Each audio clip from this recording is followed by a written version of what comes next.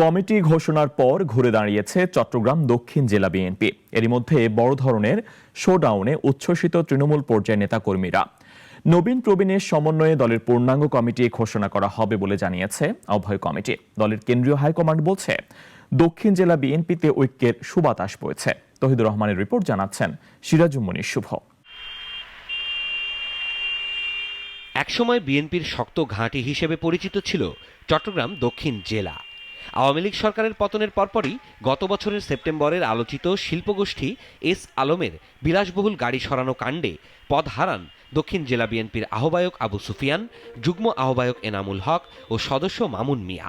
একই ঘটনায় তৎকালীন চট্টগ্রাম দক্ষিণ জেলা কমিটিও স্থগিত করা হয়।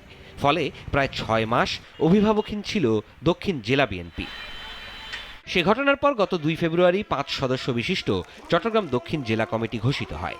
কমিটি ঘোষণার ২০ দিনের মাথায় চট্টগ্রামের দক্ষিণের ৮টি উপজেলা ও ৬টি পৌরসভা বিএনপির নেতাকর্মীদের নিয়ে ২২ ফেব্রুয়ারি কেন্দ্র ঘোষিত জনসমাবেশ করে নতুন আহ্বায়ক কমিটি।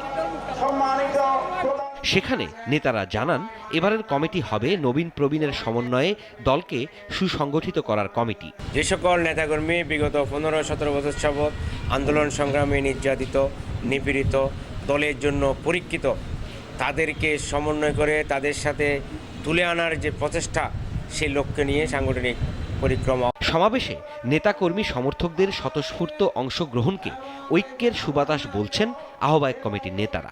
আগামী নির্বাচনে যাতে দেশ রহমান তারেক রহমানের হাতে ৬টি এমপি তুলে দিতে পারেন।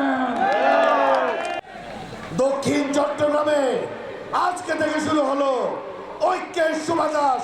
ঐক্যবদ্ধ থাকবে দক্ষিণ জেলা বিএনপি। চলমান পরিস্থিতিতে দক্ষিণে বিতর্কহীন নেতৃত্ব উপহার দিতে না পারলে বিএনপির রাজনীতি হোঁচট খাবে বলে মত তৃণমূলের নেতাকর্মীদের। সিরাজুম মনির শুভ, নাগরিক।